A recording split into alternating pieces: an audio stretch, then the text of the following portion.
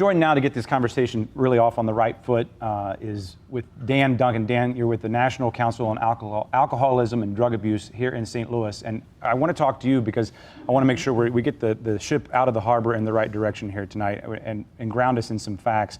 I want to start, though, by last week. At the end of the show last week, we had some time to chat with the audience. They said, what's next week's topic? And I said, heroin. And they kind of chuckled. They didn't know that this was a serious issue current to our times. Is that surprise you that maybe not everyone knows what we're up against here? No, I would like to think, since we've been working so hard for the last year and a half or 2 years to raise awareness, that everybody would have heard by now, but in fact they have not. And this is an issue that if it directly impacts you or somebody close to you, you know, it obviously your awareness grows, but a lot of people think that it's not associated with their community or around them, when in fact we're finding more and more it's just about everywhere. So we appreciate the opportunity to have this. Well, give us a real quick education too, because people may not know, like we saw in the piece there, it's not just a needle anymore. Just real quickly, how else is heroin used? What does it look like? What's the situation there? Primarily it's powdered form. It's more potent than it's ever been. You smoke it? You snort it? You can smoke it or snort it. Most young people are snorting it, yeah. Okay. So that's the manner of ingestion. Unfortunately, what happens with most people who start off snorting it, eventually they're introduced to the needle, and once they try that, they find that it's a quicker means of ingestion, quicker, more intense high. Once they get to the needle, they tend to stay to the needle, and that's when the risk of death goes up exponentially. I saw a statistic that said 90% of heroin use in the state of Missouri is in the St. Louis region. Right. Does that sound right to you, and why is that? Yeah, well, unfortunately, St. Louis has been a stop for the drug traffickers. It used to be through Chicago down to St. Louis. Now it's coming straight to St. Louis because there's a thriving marketplace for it here. What parts of St. Louis? It's all over. I mean, if you want to isolate a couple areas, South City, South County, but it's in North County, it's in West County, it's in the surrounding counties, and the demographics are changing statewide too. But we're hearing more and more southern Missouri getting over to Kansas City. They haven't had the problem that much until recently.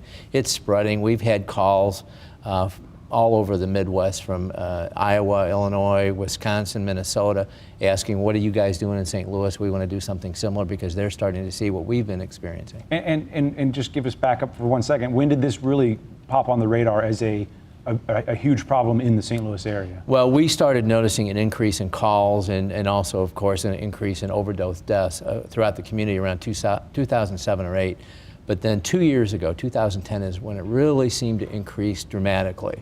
And then it was apparent that something was really going on, and we were starting to attach the prescription painkillers right along with heroin as the precedent. You know, this is what kids were using first, then they were going into heroin.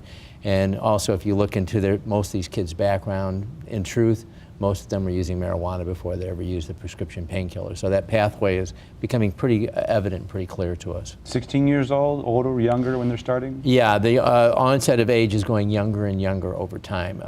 The average exposure now to marijuana, alcohol, is around age 12.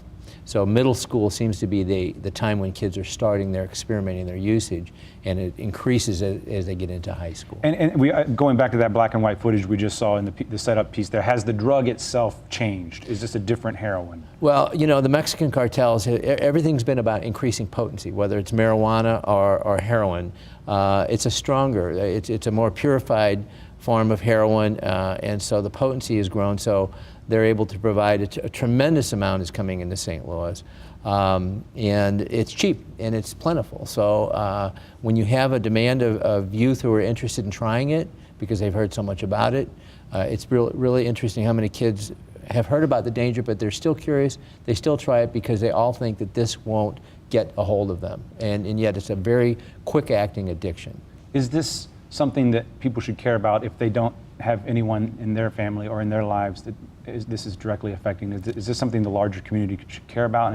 And if not, do you see more problems there? Well, I think we should all care about it, if for no other reason than our kids are dying. We've had almost 500 young people die in the St. Louis area in the last 2 years alone.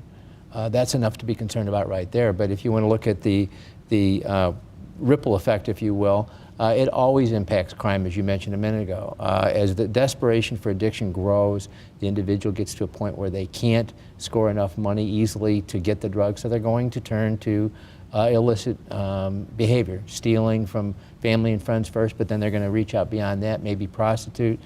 So the crime rate is definitely impacted by heroin use. There's no doubt about it. Dan Duncan.